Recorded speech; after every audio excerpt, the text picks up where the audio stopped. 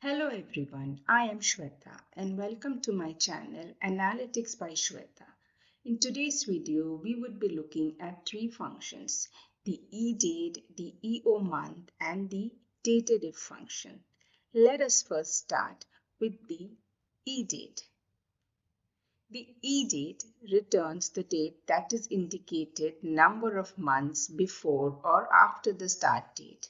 So what we do in EDate is that we give a specific date and then we give the number of months we want it to go ahead or back.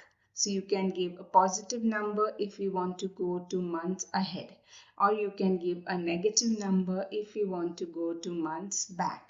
Let us go to Power BI and let us see this in action. We have a very simple data set where we have the employee code, the name, the department, the date of joining of the employee, and the birth date of the employee. Now, as I said, EDate can be used to go forward in months or backward in months. Let us look at an example.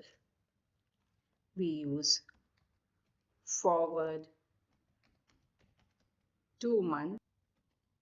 We give the EDate and we want 2 months from the date of joining. So we give the date of joining column, which is a date, and we are saying go forward 2 months.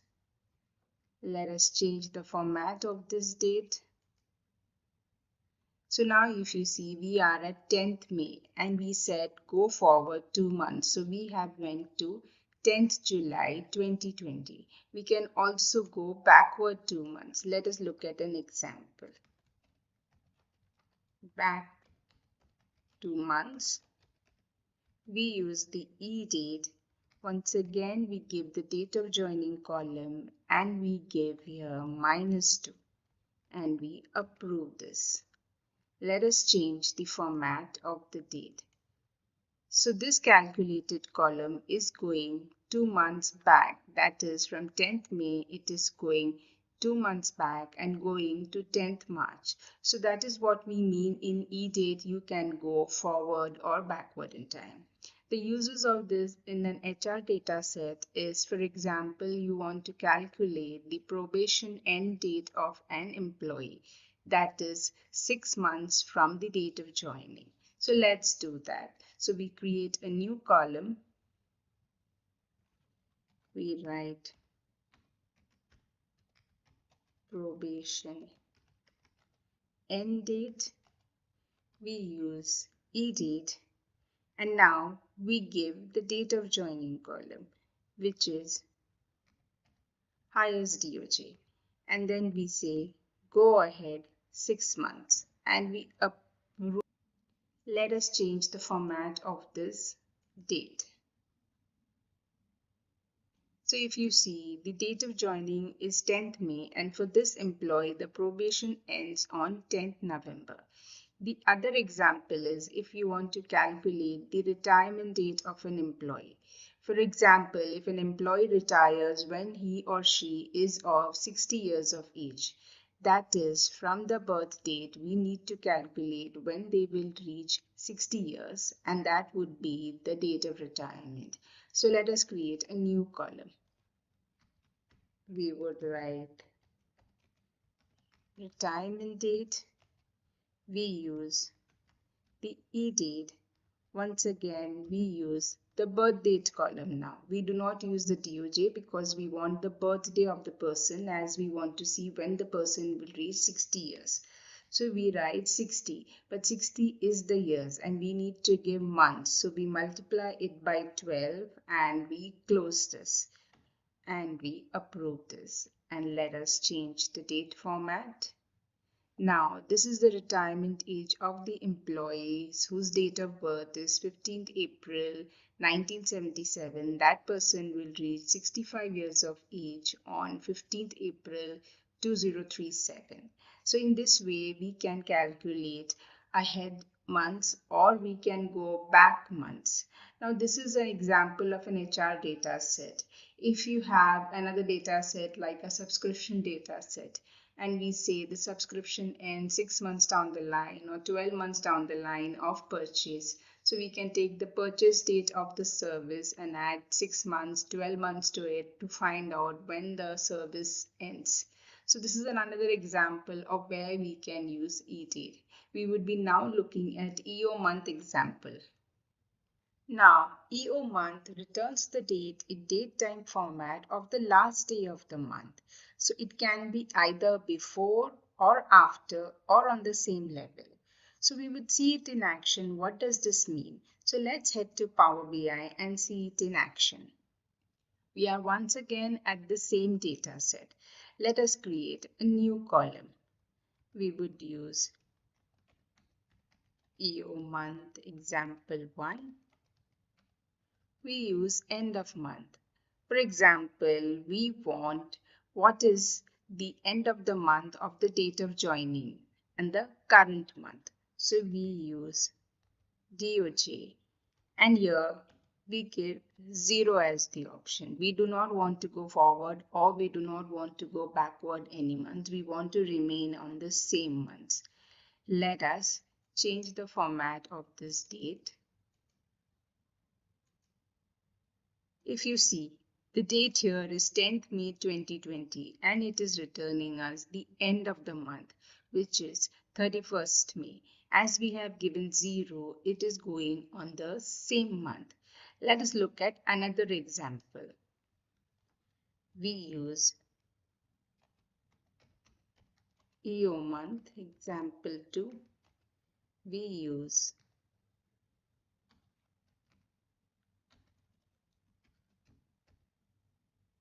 EOMonth. We give the date of joining and we give 1 over here. So we approve this and we change the format of the date.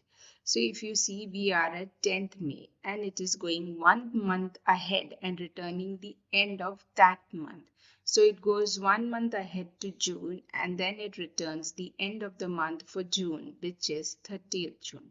So 0 remains in the same month, whereas 1 goes 1 month ahead. We can also go 1 month back. Let us look at an example of this. We use EOMonth example 3. We use EOMonth. We use date of joining and we give -1 and we approve this calculated column. Let us also change the format of the date. If you see 10th May, it is going 1 month back. So it goes to April. And in April, it returns to us the end of the month for April. So 1 returns the starting of the ending of the next month. 0 returns the ending of the current month and -1 returns the ending of the previous month. So you can write -1, -2, -6 if you want to go 6 months down the line or 12 months down the line. So EOMonth can be used to move across any number of months.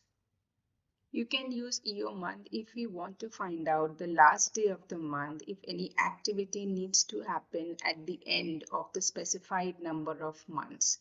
If you look, EDate goes forward and backward in month, but it goes across a specific date. But EOMonth will always be the last day of the month. It will not go in the mid of the month and calculate 6 months. It will always go to the last day. The last day can either be forward, backward, or on the same month itself. I hope you understood how EOMonth works in Power BI. We would be looking at DateDiff function in Power BI next. DateDiff returns the number of interval boundaries between two dates. That is, it returns the difference between two dates. Now, this difference can either be in years, months, and other parameters. So it is basically a difference between two dates. Let us look at Power BI to understand it much better. We are using the same data set to use the DateDiff function. Let us create a new column. We want to calculate the age of a person. So that is the birth date till today's date. What is the difference in years? So use name it as calculated column as age. We use the DateDiff function. We need to give a start date. The start date is the birth date of the person. The end date is basically today's date. So we use the today function over here. So what we are saying is give me the difference between these two dates. Now these two dates, what is the difference? Do we want the difference in year? Do we want the difference in week, second, months, day, quarter? There are various options which we can use. Now we want to find the age of the person. So we use the year option over here and we close this. If you see, we get the age of the person, that is the difference between the birth date and today's date of the person, and the age is 47. So you can use DateDiff function for other examples, like you want to calculate what is the tenure of a person. So we may have an exit date for the column over here, which is the exit date of the employee. And you can calculate the difference between the date of joining and the exit date of the employee and calculate the tenure of the person in the organization. The date time option, if you have the date and the time and we calculate the difference between these, we can calculate the difference between them in hours, seconds. So DateDiff, if you see, has various parameters. I'll show you what are the parameters once again. If you see, these are the parameter options which are there for DateDiff function. You can calculate it either from a year, month or day perspective, or from a week perspective, or from a minute, second perspective. So these are the function of DateDiff in Power BI, that is calculate the difference between the dates and return me the answer. So I've shown you one example of age. I have explained another example of how you can calculate the tenure of a person. You may need to calculate difference between two dates and a number of scenarios. For example, you have an order date of a product and you have a delivery date of a product. And if you want to find out how much days does it take to calculate, how much days does it take to deliver the product in whole from the order. So you can take the difference between the order date and the delivery date to get your answer. I hope you understood all the three functions which we have covered today, which is the EDate, the EOMonth, and the DateDiff function. If you like this video, please subscribe to my channel and hit the notification bell for more updates. Thank you for your time and have a nice day.